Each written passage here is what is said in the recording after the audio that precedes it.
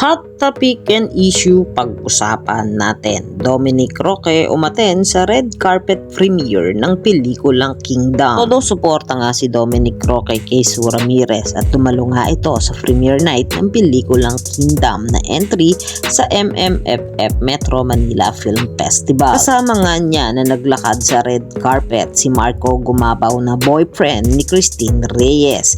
Nakasama din ni Sue Ramirez sa pelikulang Kingdom. Makikita sa dalawa ang pagsuporta sa kanilang partner. Matatandaan nga nito lang sa interview kay Sue Ramirez ay inamin nito na dating na sila ng aktor na si Dominic Roque matapos nga na makita sila na naghahalikan sa isang bar sa Surigao. Kaya naman sa pagdalungan ni Dominic Roque sa premiere ng pelikulang Kingdom, hindi naman maiwasang matanong si Dominic at inamin nga rin ito na dating na sila ng actress na si Sue Ramirez. Samantalang kasama naman ni Sue Ramirez ang actor, comedian na si Vic Soto, Piolo Pascual, Christine Reyes, Sid Lucero, Cedric Juan, Nico Antonio at Zion Cruz na entry sa 50th Metro Manila Film Festival na ipapalabas sa lahat ng sinehan nationwide on December 25. Yo mga katambalan, ano ang masasabi nyo? Mag-comment lang sa comment section at pag-usapan natin